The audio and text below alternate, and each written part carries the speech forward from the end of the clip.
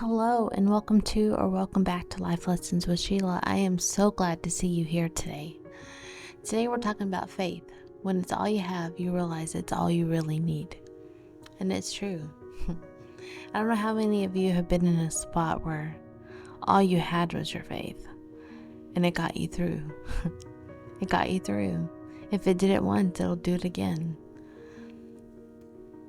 And without faith, it is impossible to please God, because anyone who comes to Him must believe that He exists and that He rewards those who earnestly seek Him. That's in Hebrews 11:6. Good morning, y'all. I hope you're doing well. I do hope that this video finds you in a place where you're wanting desperately to see change in your life. I have come to the conclusion that until we become desperate for God, our efforts are useless, worthless even. It isn't until we become so desperate for God in our lives that we even can comprehend the love that God really has for us. Sure, it's easy to praise when things are going your way and you have no worries. What about when things get tough? You don't know where the money's going to come to pay the light bill, to put food on the table, to keep the water on, and above that, to keep a roof over your head. What will you do then? Do you choose to walk by faith or by sight? If you walk by sight, you'll become a ball of worries and stress over every little detail. Your vision will become cloudy, even limited to barely seeing shadows. If you walk by faith, however, you realize that God has your back. He will not let you fall into a pit so dark that you cannot find your way out. But how do you find your way to put all of your faith in God when the world around you is telling you otherwise? Perfect question.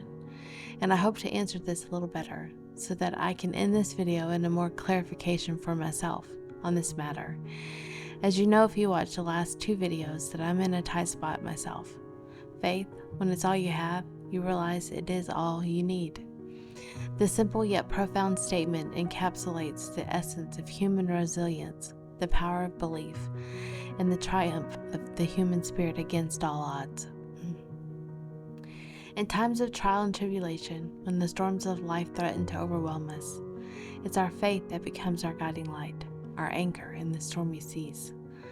The scriptures are replete with verses that remind us of the transformative power of faith.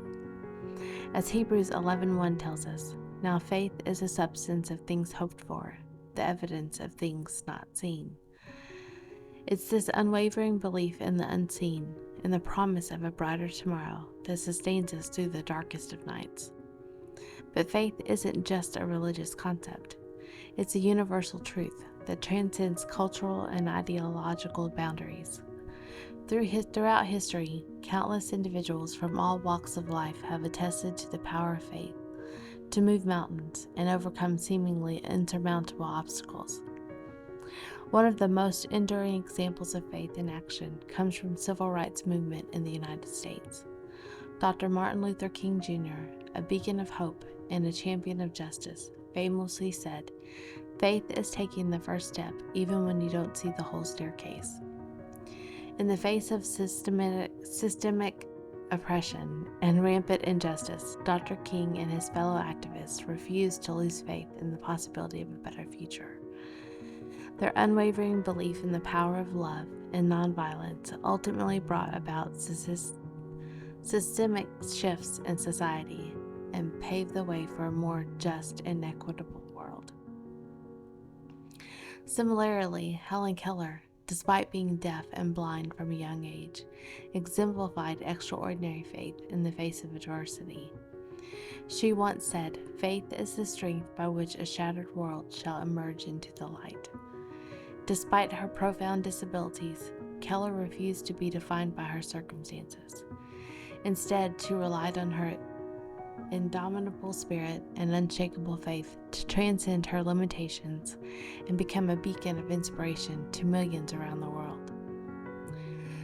Closer to our own time, the late Nelson Mandela, who endured 27 years of imprisonment for his beliefs, once said, "I learned that courage was not the absence of fear, but the triumph over it. The brave man is not he who does not feel afraid, but he who conquers that fear." Mandela's steadfast faith in the righteousness of his cause sustained him through decades of confinement and ultimately led to the dismantling of apartheid in South Africa. My friends, the examples are countless, but the message is clear.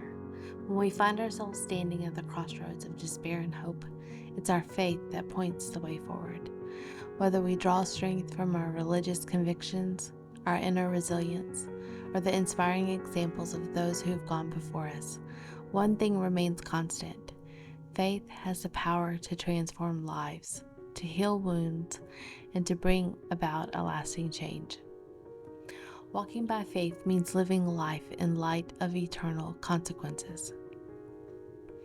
To walk by faith is to fear God more than man, to obey the Bible even when it conflicts with man's commands, to choose righteousness over sin, no matter what the cost, to trust God in every circumstance, and to believe God rewards those who seek Him, regardless of who says otherwise. There have been many times that I have walked by faith when the outside circumstances would tell me that I was wasting my time and energy. The voice of the enemy likes to roar like a lion, but really is a cowardly kitty cat. When you see things happen that could only be by the grace of God, you learn to stop fighting life as what someone would be called normal would. You realize that life is full of God's grace, just waiting on you to step out in faith. Just waiting on you to surrender to God, and ask yourself why you fought it until you find yourself in the same waiting on God situation once again. I've come to learn to get excited to see what God is going to do in my life and my situations. I'm excited to see the mighty hand of God move in my life, and I hope that when life seems to come up at you and put you in a difficult place, that you will remember to look at God for His guidance and allow Him to move in your life in anticipation of His goodness. In closing, let us remember these words, for we live by faith, not by sight. 2 Corinthians 5:7. Let us take heart at the knowledge that no matter how dark the night may seem, the dawn of a new day is always on the horizon. And let us go forth from this place with renewed faith in ourselves, in each other, and the boundless possibilities that await us when we dare to believe. Therefore, if anyone is in Christ, the new creation has come, the old is gone, the new is here. 2 Corinthians 5:17. And I will see you guys in the next video. Bye.